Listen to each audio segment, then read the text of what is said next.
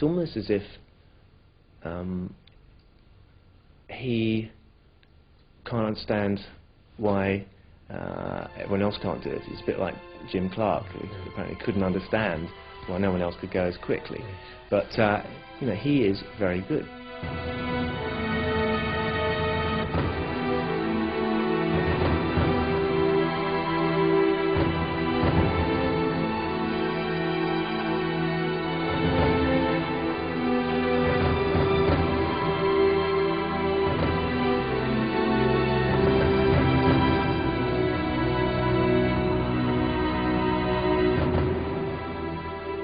I've watched him testing at Silverstone, and particularly going through Beckett's, a very fast right, left, right sequence of corners. And the speed that he carries into the corner, I mean, I stood there thinking, I don't believe what I've seen. He is so fast into the corner. Well, it's nothing sort of extra special. It's just a way that he controls the car almost with a throttle, instead of where I think the majority of drivers that I've known, someone like Damon, I know David, Gerhard as well, Mika Hakkinen, exactly the same.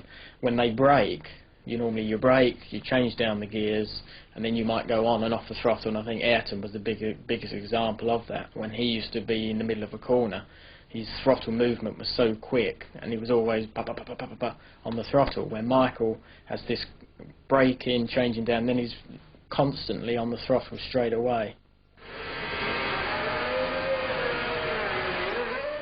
Even if every driver was driving a white car with a white helmet, we could still just about see the technique of Michael Schumacher.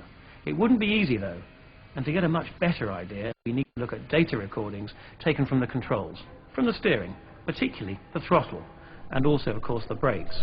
And we've had a rare opportunity to obtain data from the British Grand Prix qualifying from both Michael Schumacher and Johnny Herbert's car. This blue trace is the throttle. When it's right at the top, it's full throttle, and so now we can see the accelerator building up, a section of flat out running, before then lifting off and then braking down for the next corner. It's important with a Formula One car to be progressive with the throttle, and so we don't see it just going vertically up, we see it progressively increasing, and that's particularly important through this corner, Bridge Corner, because that is taken at 160 miles an hour, and technique is all important to save time. Michael Schumacher approaches on full throttle with the blue line at about 160 miles an hour.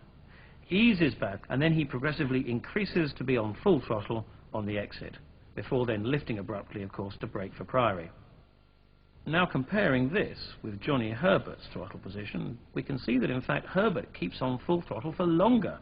Certainly no lacking in bravery, but then he has a much bigger lift to slow the car down more, before slightly raggedly increasing it back to full throttle again.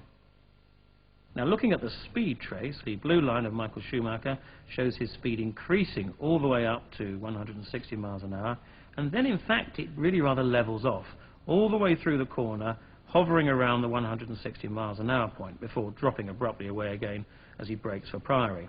Now looking at Herbert's speed trace, he's a little slower out of the previous corner, but gradually makes up ground, and so he's virtually as fast on the very approach to Bridge. But because of that much bigger lift on the throttle, his speed then drops down quite significantly. He's 5 miles an hour slower in the middle of the corner. Now looking at the steering trace, we can see just how close to the limit the drivers are. On the approach to the corner, the trace is fairly smooth. But then in the middle of the corner, we can see from the zigzag lines just how much correction Schumacher is having to make for tiny slides that can't actually be seen, not obviously anyway, from the outside of the car. Now looking at Johnny Herbert's steering input, on the straight it's much the same, but in the middle of the corner he's not so near the edge, and so the trace is smoother. As a result, on this corner alone, Schumacher was 0.2 of a second faster than Herbert, and in fact in qualifying over the whole lap beat him by 1.5 seconds, or 100 meters at the end of the lap.